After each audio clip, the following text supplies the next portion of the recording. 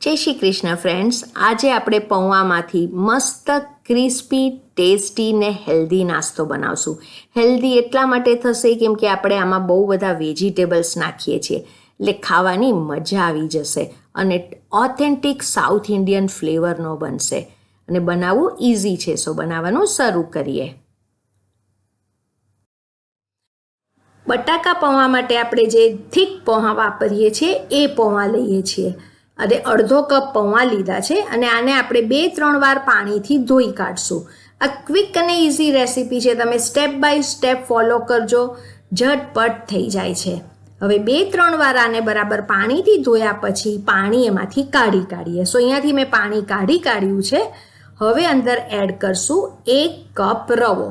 સો અડધો cup પૌવામાં 1 cup રવો લઈએ છીએ. લઈશું દહીં થોડું ખાટું લેજો ફ્રેન્ડ્સ, 1-2 દિવસ જૂનું જ લેજો, બહુ જૂનું નહીં લેતા. અને એકદમ થોડું હમણાં પાણી નાખશું, બહુ પાણી નહીં નાખતા. દહીં અને થોડાક પાણીથી આપણે આને મિક્સ કરી કાઢીએ. પૌવા અને રવો પાણીમાં ડૂબે એટલું જ પાણી આપણે નાખવાનું છે, વધારે નથી નાખવાનો. આપણે જ ખાલી એને પલાળી રાખવાનું છે કે જેટલું ફૂલવાનું હોય એટલું ફૂલી જાય. હવે તમે આની થિકનેસ જુઓ, આપણે આ પ્રમાણે હમણાં થીક રાખવાનું છે, જરી પણ વધારે પાણી નહીં નાખતા. આ રીતે થીક હોવું જોઈએ. હવે બરાબર ઉપરથી ઇવનલી સ્પ્રેડ કરીએ એટલે બરાબર આ ફૂલી જાય. હવે આને આપણે કવર કરીને 10 મિનિટ સેટ થવા દઈશું. હવે 10 મિનિટ આ સેટ થાય ત્યાં સુધીમાં આપણે વેજીટેબલ કાપી કાઢશું. હવે 10 મિનિટ પછી આપણે ખોલીને જોઈશું. હવે તમે જુઓ કે પાણી અને દહીં બરાબર એબ્ઝોર્બ થઈ ગયું છે. સો હવે આ વધારે થીક થઈ ગયું, તમે આ જોઈ શકો છો કે આ વધારે થીક લાગે છે. એટલે સરસ રીતે પૌવા અને રવો બેઉ ફૂલી ગયા છે, એકદમ ફ્લફી થઈ ગયા છે. હમણાં પહેલાં પાણી નહીં નાખીએ, પહેલાં વેજીટેબલ્સ નાખશું. નાનું છીણેલું ગાજર, એકદમ બારીક કાપેલી કોબી, બારીક કાપેલું કેપ્સિકમ, નાનો કાંદો ન ખાવો હોય તો સ્કીપ કરજો, કોથમીર અને ફ્રેન્ડ્સ બહુ જ ઇમ્પોર્ટન્ટ છે કોપરું. જો કોપરું ન હોય તો તમે ડેસિકેટેડ કોપરું પણ વાપરી શકો છો, તાજું ન હોય તો. આની ફ્લેવર એકદમ ઓથેન્ટિક સાઉથ ઇન્ડિયન જેવી આવશે. લીલા મરચાં, આદુની પેસ્ટ, મીઠું સ્વાદ પ્રમાણે. હવે આપણે વઘાર કરશું. સો એને માટે તેલ ગરમ કરીએ ને ગરમ તેલમાં લઈએ છીએ રાઈ, જીરું, અડદની દાળ, લીમડો અને હિંગ. એકદમ મસ્ત આની ફ્લેવર આવશે આ વઘારની. ને લીમડો કાપીને આ રીતે નાખજો ફ્રેન્ડ્સ. ને વઘાર મિક્સ કરીને આપણે અંદર આ મિક્સચરમાં નાખી દઈએ. અને ફ્રેન્ડ્સ, મેં કીધું એ પ્રમાણે તમારી પાસે તાજું કોપરું ન હોય તો બહાર સૂકું ડેસિકેટેડ કોપરું મળે છે, એ પણ નાખજો. બહુ જ fine authentic south Indian flavour આવશે. હવે આ એકવાર મિક્સ કરી લઈએ. હવે આપણે આની કન્સિસ્ટન્સી જોઈને એ પ્રમાણે આપણે પાણી નાખશું. હવે થોડું પાણી નાખજો ફ્રેન્ડ્સ. આપણે ખીરું થીક રાખવાનું છે, જરી પણ ઢીલું નથી કરવાનું, એટલે થોડું પાણી નાખીને કરજો. જરૂર હોય તો જ પાણી નાખજો, પહેલેથી જો સેમી થીક હોય તો પાણી નહીં નાખતા. અહીંયા મને થોડું પાણી જોઈએ છે એટલે હું એડ કરી રહી છું. એક રિક્વેસ્ટ છે ફ્રેન્ડ્સ, ચેનલ સબસ્ક્રાઈબ ન કરી હોય તો પ્લીઝ સબસ્ક્રાઈબ કરજો અને સબસ્ક્રાઈબ કર્યા પછી બાજુમાં બેલની સાઇન છે એના ઉપર ક્લિક કરજો. હવે તમે આની કન્સિસ્ટન્સી જુઓ ફ્રેન્ડ્સ, હજુ આપણે થીક જ રાખ્યું છે, બહુ ઢીલું નથી કરી કાઢ્યું.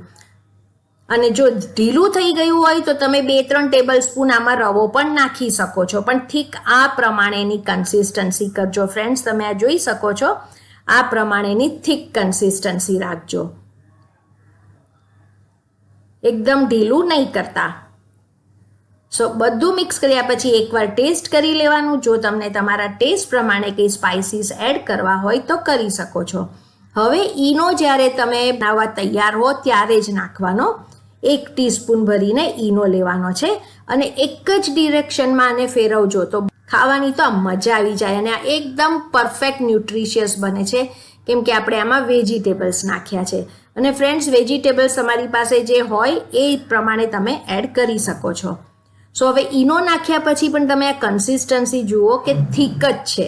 સો આપણે આ પ્રમાણે થીક રાખ્યું છે. હવે હું લઈશ અહીંયા એક અપમ પેન લઈશું અને એને હવે ગરમ કરીએ અને હવે બધા સેક્શનમાં થોડા થોડા ટીપા આપણે તેલ લઈએ. હવે આમાં ખીરું એડ કરશું. સો સેમ વે બધા સેક્શનમાં આપણે ખીરું ભરી દેવાનું છે. સાંજે કંઈ ગરમા ગરમ નાસ્તો ખાવાનું મન થયું હોય તો આ બેસ્ટ ઓપ્શન છે અને તમે આ ડિનરમાં પણ લઈ શકો છો. અને ફ્રેન્ડ્સ, જો ખીરું વધ્યું હોય તો સવારે બ્રેકફાસ્ટમાં પણ ખાઓ, મજા આવી જશે. હવે બધા સેક્શન ભરાઈ જાય એટલે હવે આપણે આને કવર કરીને કૂક કરવાનું છે. સો કવર કરીને 2 મિનિટ્સ આને આપણે લો ટુ મીડિયમ ફ્લેમ પર કૂક કરશું. 2 મિનિટ થઈ જાય એટલે ખોલીને જોઈએ ને જોવાનું કે ઉપરનું લેયર ડ્રાય છે કે નહીં. ફ્રેન્ડ્સ, જો ઉપરનું લેયર ડ્રાય ન થયું હોય તો સાઈડ ચેન્જ નહીં કરતા, તો પાછું કવર કરીને ફ્યુ સેકન્ડ કૂક કરજો. અહીંયા ઉપરનું લેયર ડ્રાય થઈ ગયું છે અને નીચેથી પણ ક્રિસ્પી થઈ ગયું છે એટલે સાઈડ ચેન્જ કરશું. હવે સાઈડ ચેન્જ કરતાં પહેલાં જો તમને ઉપર તેલ નાખવું હોય તો નાખી શકો છો. હવે સાઈડ ચેન્જ કરી લઈએ ને વચ્ચેના હંમેશા ક્રિસ્પી જલ્દી થઈ જાય છે ફ્રેન્ડ્સ.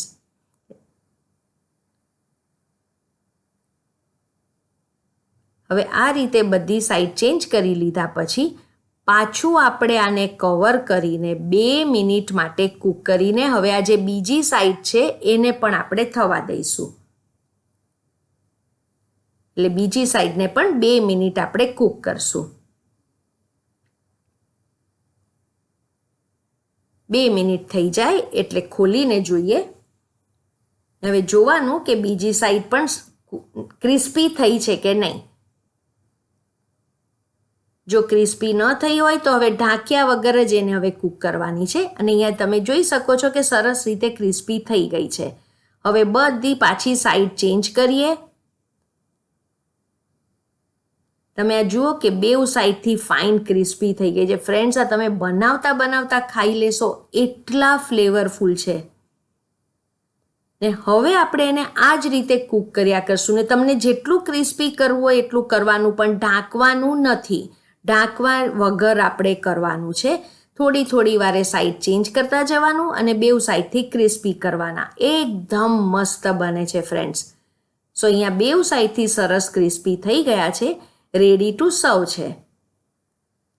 તમે આનો લુક જુઓ ફ્રેન્ડ્સ, એકદમ ફાઇન. તમે ચટણી કેચઅપ વગેરે ખાઈ લેશો એટલા સરસ છે. સો હવે આને આપણે પ્લેટમાં કાઢશું અને સેમ વે બીજા બનાવવાના. આનો લુક જુઓ ફ્રેન્ડ્સ, એકદમ મસ્ત ક્રન્ચી. ખાવાની તો એટલી મજા આવે છે કે દર થોડે દિવસે તમને બનાવવાનું મન થશે. અને આમાં આપણે જે કોપરું નાખ્યું છે એની ફ્લેવર બહુ જ સરસ આવે છે. એકદમ ઓથેન્ટિક સાઉથ ઇન્ડિયામાં ખાતા હો એ ટાઈપના બને છે. હવે આ જ રીતે બીજો બેચ પણ પાછો કરી લેવાનો. હવે એન્જોય કરો ચટણી કે કેચઅપ સાથે. ભરપૂર વેજીટેબલ્સ અને ઉપરથી સરસ ક્રિસ્પી. એક બાઈટ એન્જોય કરશો. તમે પણ બનાવો. રેસીપી ગમી હોય તો નીચે કમેન્ટ સેક્શનમાં કહેજો રેસીપી કેવી લાગી. તમારી કમેન્ટ મારે માટે બહુ જ ઇમ્પોર્ટન્ટ છે. Thank you for watching.